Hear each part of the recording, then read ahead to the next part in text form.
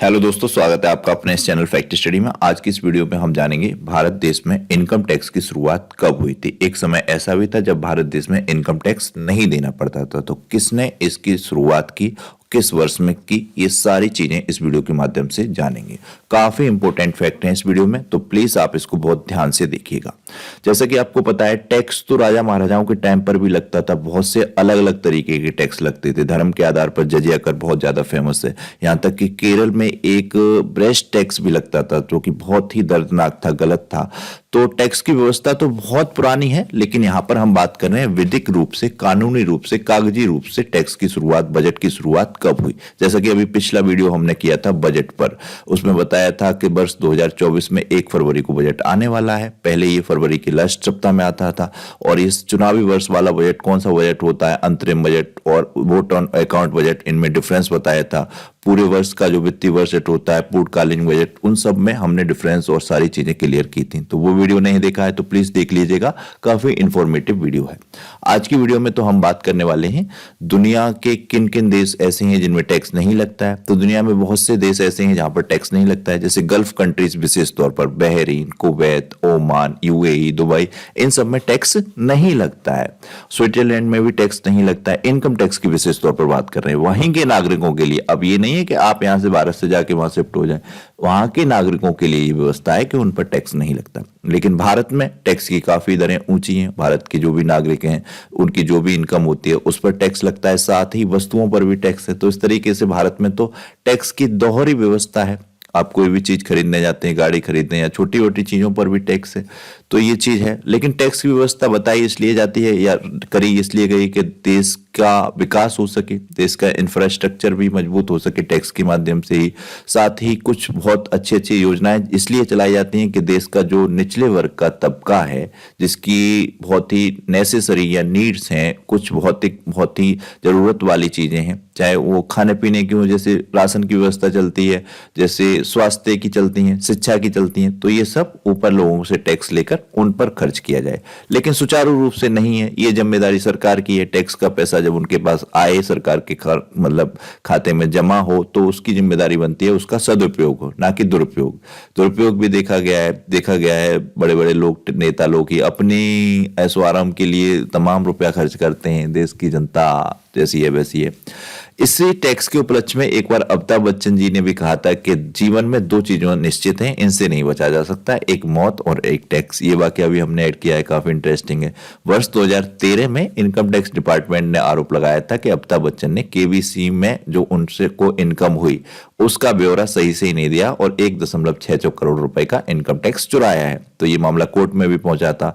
फिर कोर्ट ने एक आदेश जारी किया और उसके बाद अमिताभ बच्चन को ये टैक्स पूरा का पूरा चुकाना पड़ा। तो तब इन्होंने ये बात कही थी। तो किस तरीके से ये इनकम टैक्स इंपॉर्टेंट है। वर्तमान में आपको पता है इनकम टैक्स के अलग अलग स्लैब्स हैं, 4-5 स्लैबों में बांटा गया है। 15 लाख से ऊपर वालों को तो 30% टैक्स देना पड़ता है। आप सोच सकते हैं किसी ने वर्ष में 1 करोड़ रुपए कमाया तो 30 लाख रुपए उसको सरकार को देना पड़ता है। साथ ही कुछ चीजें खरीदेगा तो उन पर तो देना ही पड़ेगा। तो ये जानना बहुत जरूरी हो जाता है क्या है ये टैक्स। तो ये शुरुआत करते हैं।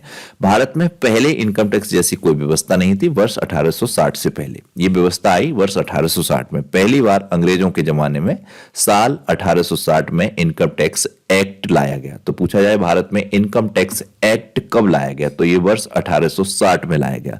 भारत में बजट की शुरुआत करने वाले जेम्स विल्सन ने भारत में पहला बजट तैयार किया। क्वेश्चन भी पूछा जाता है, पिछली वीडियो में भी मैंने पूछा था कि भारत में पहला बजट किसने तैयार किया या पेश किया, स्वतंत्र भारत का भी पूछा। तो बहुत ही अच्छे स्टूडेंट्स हैं, प्रशांत झा जी, भारती कश्यप जी, शिवानी नेगी जी, ईसा विश्वकर्मा जी और अश्विनी कुमार जी और अजय कुमार जी, बहुत अच्छे अच्छे स्टूडेंट्स हैं। इनके तो मुझे अच्छे तरीके से नाम भी पता चल गए। ये हर क्वेश्चन का आंसर करते हैं। इन सबका बहुत बहुत धन्यवाद। जो नहीं भी करते हैं उनका भी धन्यवाद। किया कीजिए, आंसर करना अच्छी चीज है।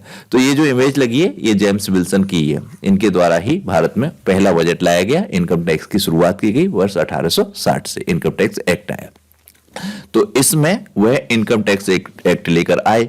इस तरह उन्होंने अंग्रेजों को भारत में वित्तीय शासन का एक अहम औजार या हथियार दे दिया।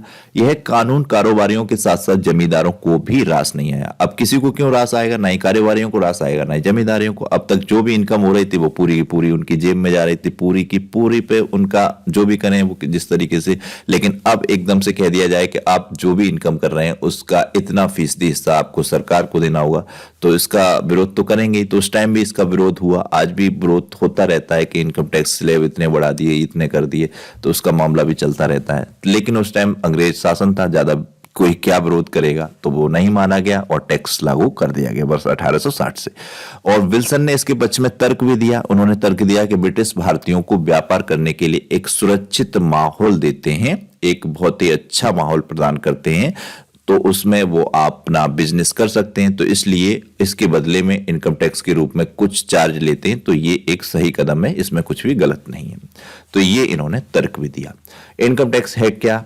देश में इनकम टैक्स और बजट के साथ पेपर करेंसी, रुपए की व्यवस्था जो आज है करेंसी के रूप में, पेपर करेंसी के रूप में, इसको भी विल्सन ने ही शुरुआत की थी।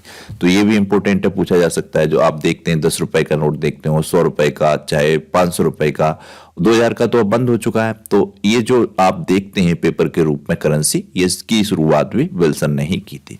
साल 1857 में भारत में सैन्य क्रांति हुई थी। अब ये इस क्रांति से काफी इंपॉर्टेंट है इसका रिलेशन एक तरीके से, क्योंकि ये क्रांति हुई थी तो इसमें अंग्रेजों का काफी नुकसान भी हुआ था। इस क्रांति को दबाने के लिए उन्होंने बहुत सारा पैसा भी खर्च हुआ था उनका।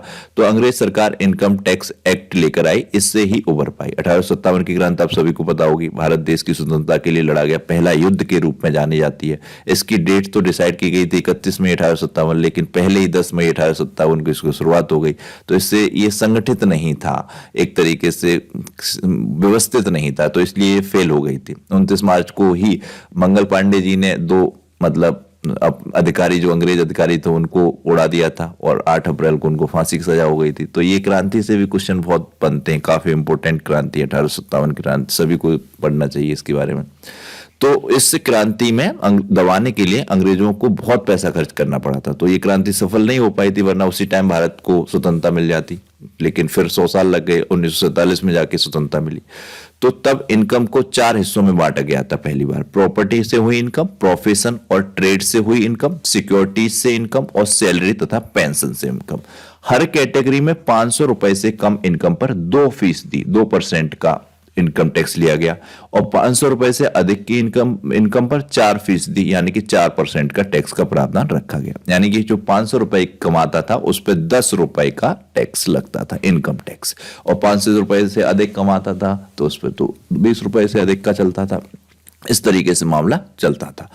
तो उस टाइम 1860 के काल में सोच सकते हैं 500 रुपए बहुत बड़ी रकम हुआ करती थी, ये कोई छोटी या मामूली रकम नहीं थी, और 10 रुपए उस पर लग जाए तो भी वो भी बहुत बड़ी रकम थी।